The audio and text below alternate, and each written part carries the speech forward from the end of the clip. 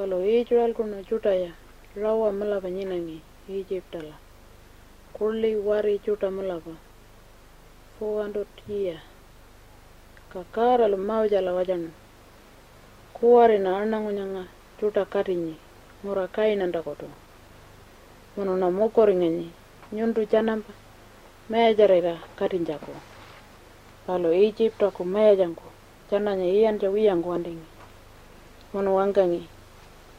Palo ngana lo lamba waka pulka nganamba palyanma jana anku nyanga. Ka maujalo wangangu. Maya jabanya palola. Karanya mokoringani nyundu anangu chuta wandiri yanda.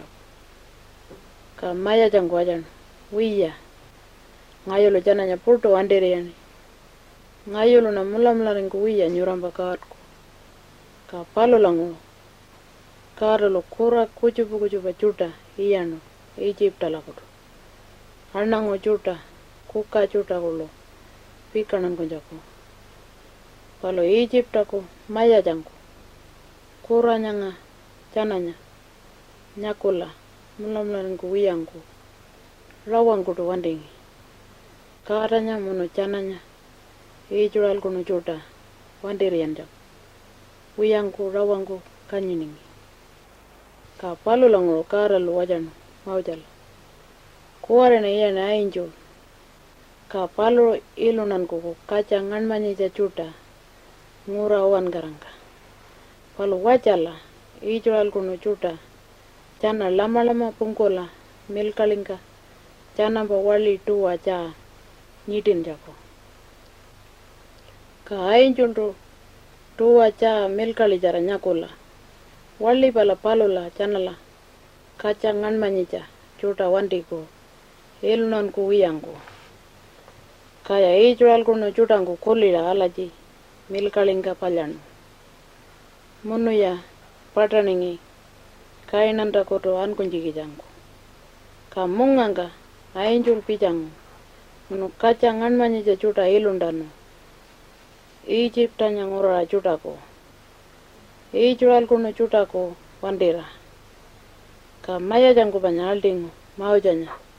Munu wajanu. Haraya. Kuwari jingu nyundumpa karangu. Ngano nanya wankara ilunan kuku. Ka maujanya anu munu. Anangu chutangka wajanu. Ngano na kuwari ananyi. Munu ya maa pakanulta. Minma, cici, wati, puluka, cipi chuta. Uwan karaya maa pakanu Egypta languro. Munu ya ankola weirkanu. Oro ini jitinda. Ka Egypta ku majaja panya palo kampa kujubarera kuliningi. Nya kuna ijual kunu chuta wandirian. Urina jujananya kanyin. Munu wajan palomba chaulji chuta. War pungkola ya wada barara ijual kuno chuta manjira malagungu ngalyakati. Kaya ijual kuno chutangu nyangu jananya wada barananga. Munu ya pulka nguloring panya oro pulka angangaring. Ka maujalo jananya wangang. Nguloring ku wiya ya karalulanya kuare wankajunanya. Munu palo langu maujalo chukara katura oro panya wilijan. Kakaralu oro jarara manda building. Kaya ijual kun chuta. Ngulur ku jara manda building ka maa ede bereng. Kaya Egypta ku maya jangku. Palumba jaulji chutangku kulu. Jananya panya wada barana.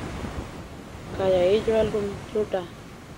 Ede bera ulunga charba ngarangi. Kampa mungara. Kaya maya jaulji chuta kulu. Ulunga ngulur papijangi. Kalau wakina wila charpang chululunga. Munu aral jarenga. Ka jananya karalu ngulu jingan. Kaya ngulu ringgola wangkenga. War pungkola la wirja pakala. Panya jana pakat ngana papikarenga. Ijual kun chutango. Ka karalu maujanya wangkang. Riru ku chukara katula.